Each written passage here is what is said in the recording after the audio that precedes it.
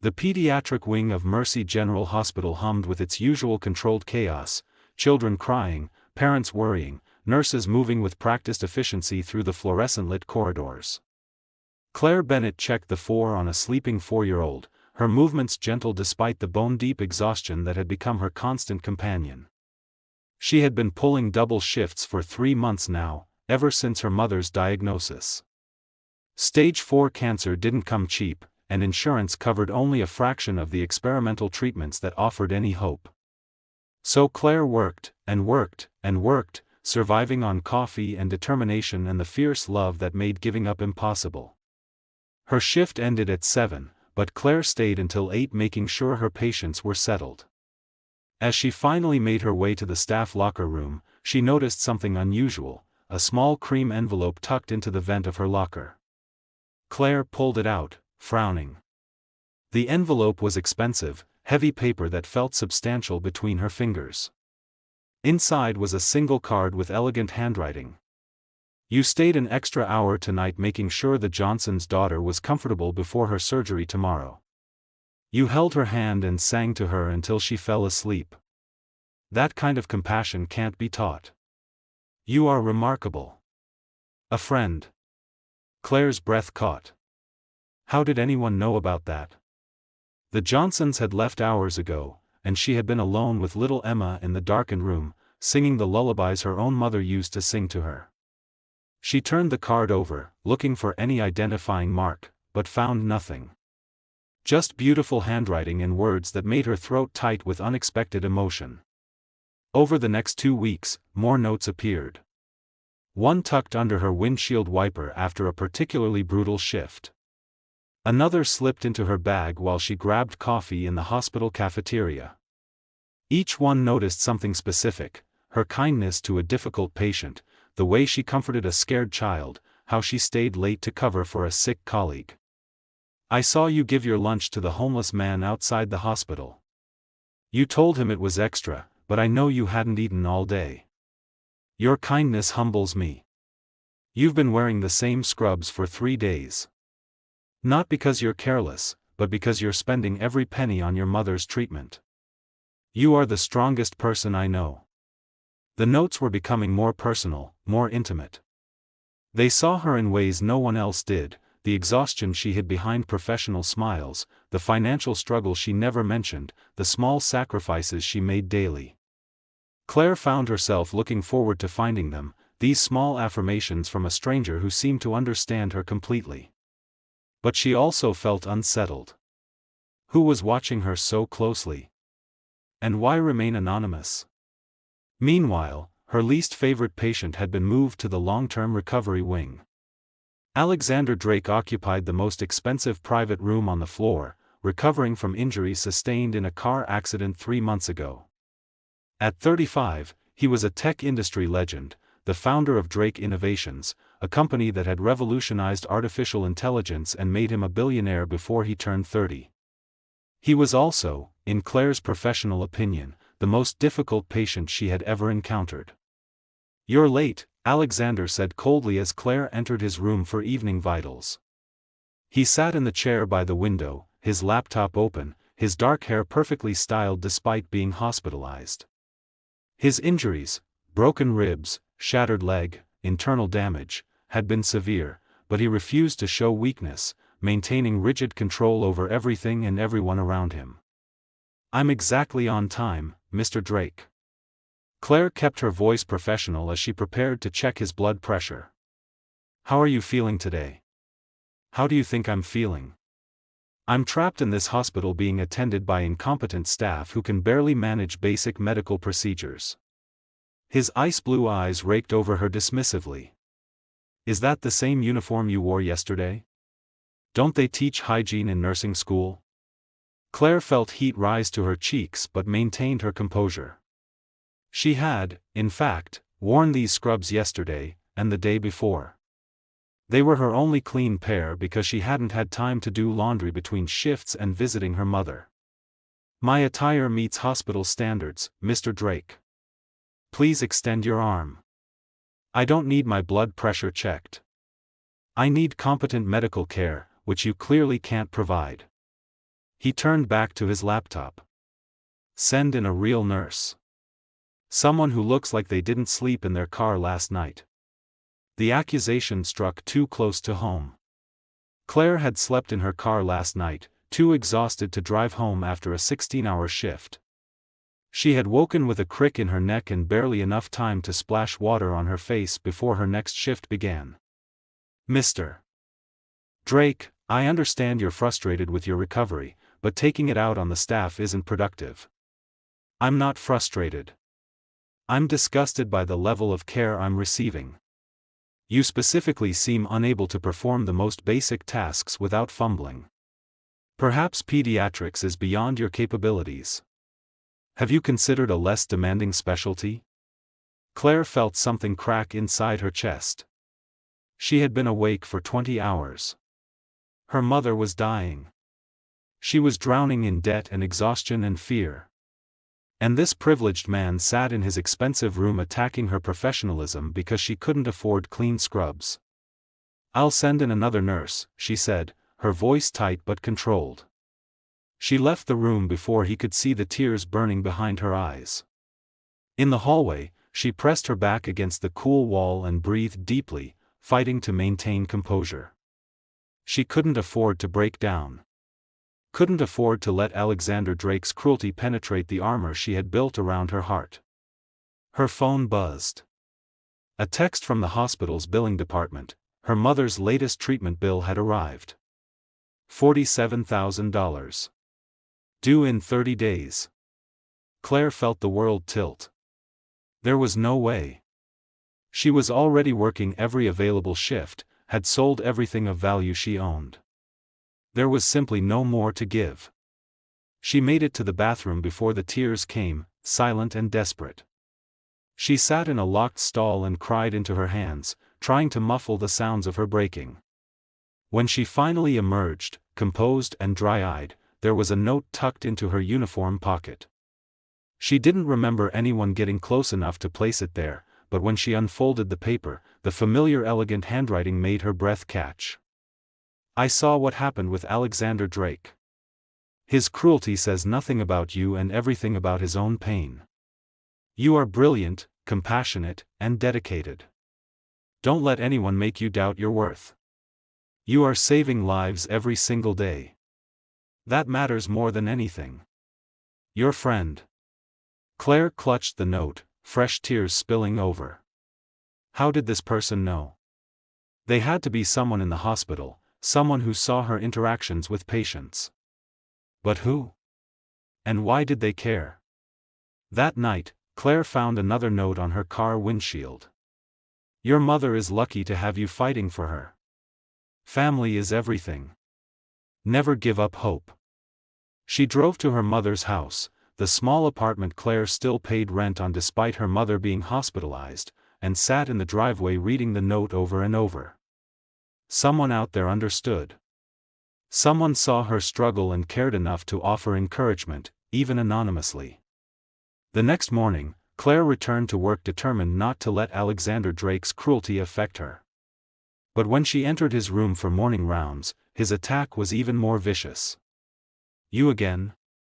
He looked up from his tablet with unconcealed disgust. I specifically requested a different nurse. The head nurse assigns patients, Mr. Drake. I'm your nurse for this shift. Then I'll speak to the head nurse myself. He reached for the call button. Mr. Drake, please. Please what? Please tolerate substandard care. Please accept that someone who can't even afford clean clothes is responsible for my medical treatment. His voice was cold, precise, designed to cut. You smell like coffee and desperation. Your hands shake from exhaustion. You're a liability, Ms. Bennett. To me and to every patient unfortunate enough to be assigned to you. Claire felt each word like a physical blow. But she squared her shoulders and met his ice-blue eyes directly. My hands don't shake when I'm administering medication or monitoring vitals. My exhaustion comes from working double shifts to pay for my mother's cancer treatment. And I smell like coffee because it's the only thing keeping me upright after being here for 18 hours. But none of that affects the quality of care I provide. Something flickered in Alexander's eyes, surprise, maybe, or something else she couldn't identify. But his expression remained cold. How touching. A sob story to excuse incompetence. I want you removed from my care immediately.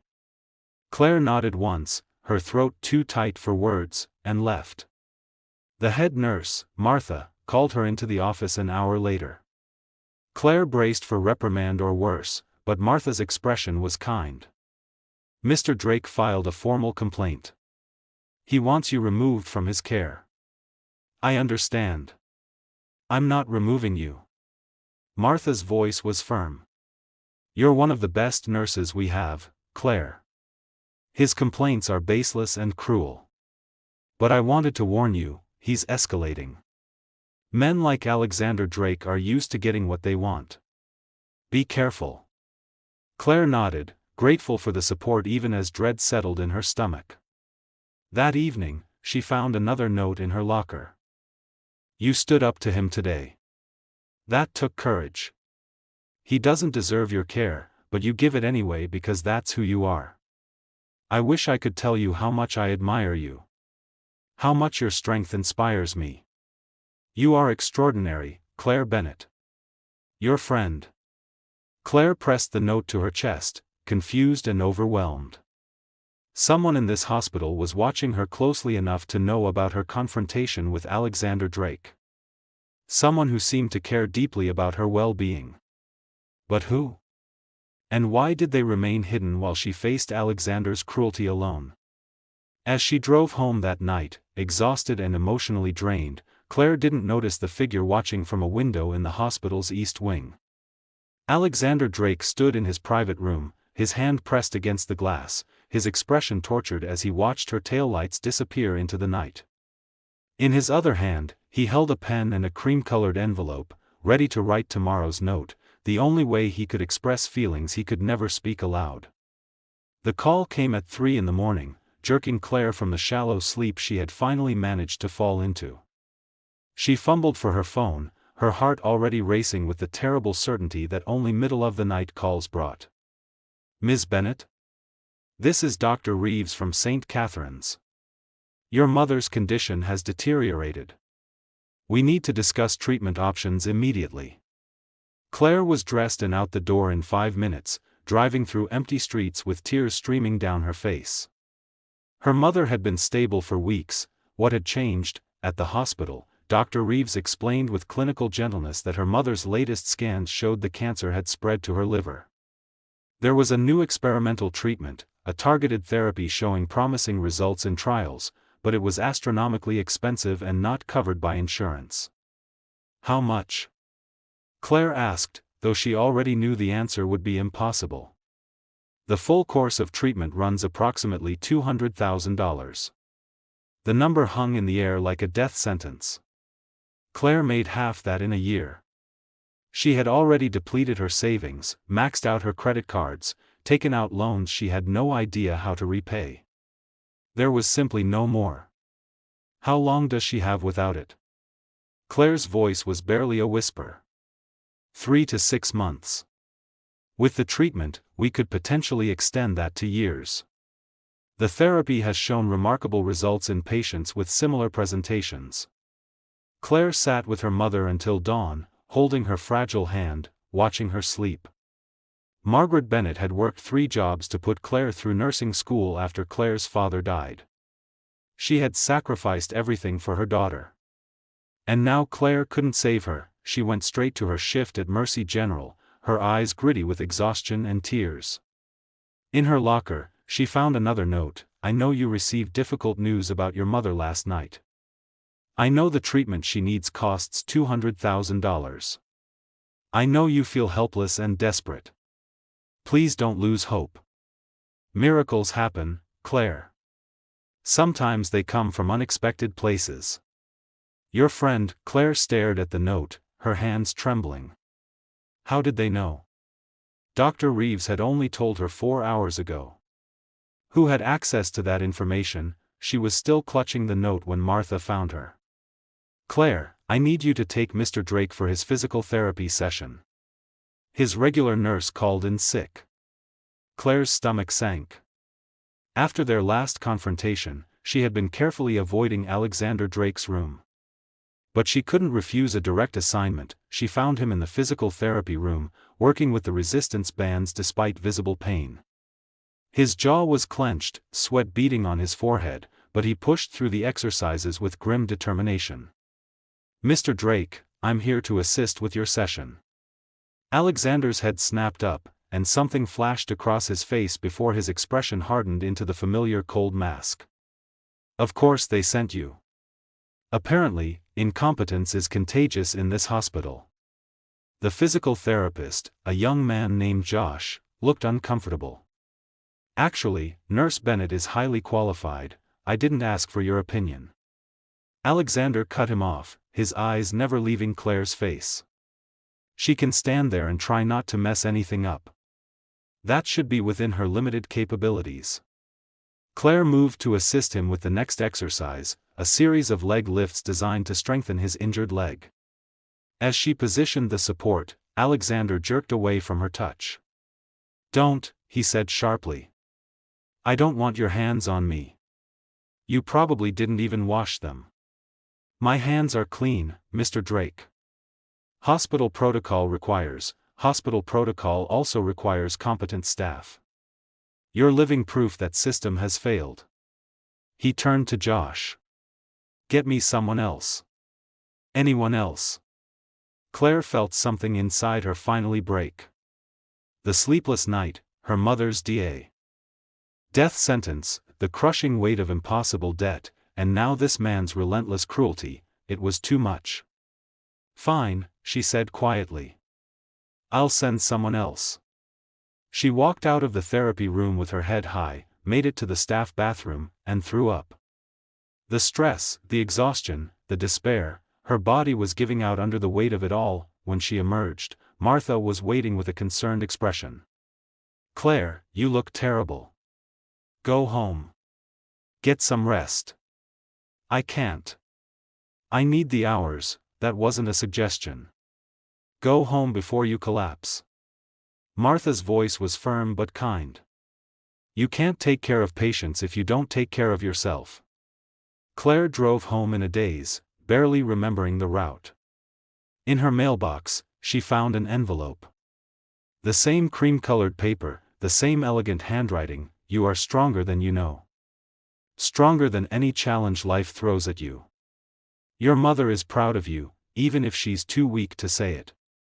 I'm proud of you. Rest now. Tomorrow will be better.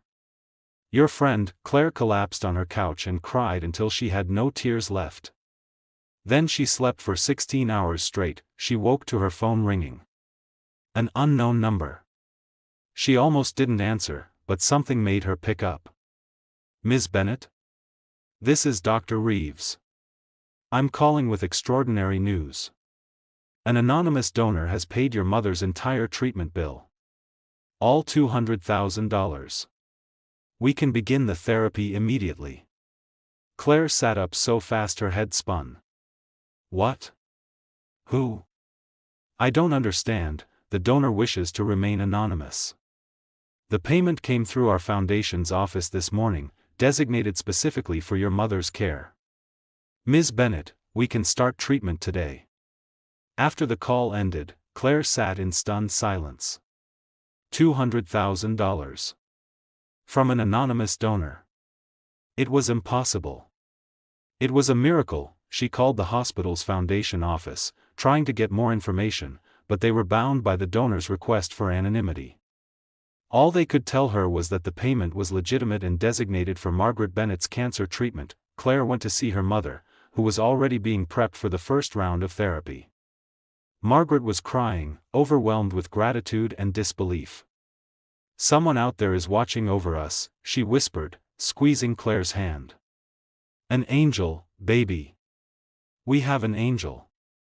Claire thought about the notes, the timing, the intimate knowledge of her situation. Could her mysterious friend be the donor? But who had that kind of money and knew her circumstances so well? she returned to work the next day with renewed energy, determined to find out who had saved her mother's life. But her first patient assignment brought her back to reality with brutal force. Alexander Drake had filed another formal complaint, this time claiming that Claire had abandoned him during his physical therapy session, putting his recovery at risk. He was demanding her termination. Martha called Claire into her office, her expression grave. The hospital administrator is taking this seriously. Drake's family has donated millions to Mercy General. He has influence. I was following your order to go home, Claire protested. You told me to leave, I know. And I've documented that. But Claire, he's also claiming you've been hostile toward him, providing substandard care, showing signs of impairment on the job. Martha sighed heavily. I don't believe any of it, but we have to take these allegations seriously. There will be an investigation. Until it's complete, you're suspended with pay. Claire felt the room spin. He's lying. Everything he said is a lie. I know, honey. But he has lawyers and money and influence. We have to go through the process. Martha's eyes were sympathetic but her hands were tied. Claire left the hospital in a daze. In her locker, she found one more note: what Alexander Drake is doing to you is unconscionable. He is cruel and vindictive. I wish I could stop him. I wish I could protect you from his attacks. Please don't give up. The truth will come out. You will be vindicated. I believe in you. Your friend. But the words felt hollow now. Someone out there claimed to care about her, maybe even saved her mother's life, but they were letting Alexander Drake destroy her career without intervening. That evening, Claire sat in her apartment surrounded by the notes she had collected. Nearly 30 of them now, each one observing something private, something intimate. Each one claiming to admire her, support her, care about her, but if this person truly cared, why were they letting her suffer? Why the anonymity? Why not come forward and help her fight Alexander Drake's false accusations? She was angry now, the gratitude for her mother's treatment mixing with fury at the manipulation.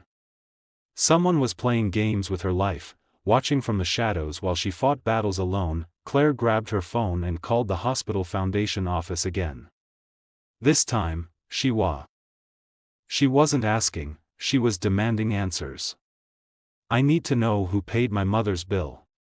I have a right to know who I'm indebted to. The foundation director's voice was sympathetic but firm. Ms. Bennett, the donor specifically requested anonymity. We're legally bound to honor that request. Then tell them I want to meet them. Tell them I need to thank them in person. Tell them. Her voice broke. Tell them I need to know why they're helping me while someone else is trying to destroy me. There was a long pause. I'll pass along your message. But I can't guarantee they'll respond. Claire hung up and stared at the notes spread across her coffee table. Tomorrow she would fight. Tomorrow she would demand the investigation move quickly, would gather character witnesses, would prove Alexander Drake was lying, but tonight, she let herself feel the full weight of betrayal. Someone knew everything about her, claimed to care deeply, had the resources to save her mother's life, but was watching silently while her career burned. Who was her mysterious friend? And why did their help feel more like a cage than salvation? The suspension lasted 2 weeks. 2 weeks of Claire visiting her mother, who was responding well to treatment, and obsessively reviewing the notes from her mysterious benefactor. 2 weeks of the hospital's investigation interviewing staff, reviewing her records, examining Alexander Drake's claims. Martha called on a Friday afternoon with good news: the investigation had found no evidence supporting Drake's allegations. Multiple staff members testified to Claire's professionalism and competence. She was cleared to return to work Monday. But Claire, Martha added carefully, the administrator is asking that you avoid contact with Mr. Drake. For everyone's protection. We're reassigning his care to another nurse. It should have felt like relief. Instead, it felt like Alexander had won. She was being removed from his care exactly as he demanded, even though his accusations were proven false. Sunday evening, Claire couldn't sleep. She kept thinking about the notes, about the anonymous donor, about Alexander's inexplicable cruelty. On impulse, she drove to the hospital. She told herself she was just checking on her patients, making sure the nurses covering her shifts had everything they needed, but she found herself on Alexander Drake's floor, standing outside his room at 11 p.m., trying to understand why this man hated her so much. Through the door, she heard movement. Then she heard something that made her freeze, Alexander's voice, low and pained, speaking words she couldn't quite make out. Claire knew she should leave. But some compulsion made her crack open the door instead. Alexander sat at his desk, his back to the door, writing. The familiar cream-colored stationery lay before him, his elegant handwriting filling the page. As Claire watched, frozen in shock, he wrote, "Tomorrow you return to work. I won't see you anymore, they've reassigned your duties to keep us apart. That's for the best. You deserve to be far away from someone like me. But I need you to know that every cruel word I spoke was a lie designed to push you away. The truth is, you're the most remarkable person I've ever met. Your friend." The words stopped making sense. Claire's mind couldn't process what she was seeing. Alexander Drake, cruel, vindictive Alexander Drake, was writing the notes? The same man who had tried to get her fired, who had attacked her professionally and personally, who had made her life a living hell. The supplies she had come to retrieve, the excuse she'd barely admitted to herself was a lie, slipped from her nerveless fingers and clattered to the floor. Alexander spun around, his face going white when he saw her. For a long moment, they just stared at each other. Then Claire found her voice. "You?" The word came out as barely more than a whisper. "You've been writing the notes?" Alexander stood slowly, wincing as his injured leg protested. "Claire, I can explain." Her voice rose, shock giving way to fury. "You tried to get me fired. You humiliated me in front of my colleagues. You called me incompetent and disgusting," and her hands were shaking, her entire body trembling with rage and confusion. "And you've been writing me love notes?" They weren't love notes. Alexander's voice was quiet, strained. They were the only way I could tell you the truth." "The truth?" "The truth is that you're cruel and manipulative and..." Claire's breath hitched. "Did you pay my mother's medical bills?" He didn't answer, but his expression confirmed it. $200,000. Claire's voice was hollow now, shock settling over her like ice water. "You paid $200,000 while simultaneously trying to destroy my career. What kind of sick game are you playing?" "It's not a game." Alexander moved toward her, then stopped when she flinched back. The pain that crossed his face looked genuine, but Claire no longer.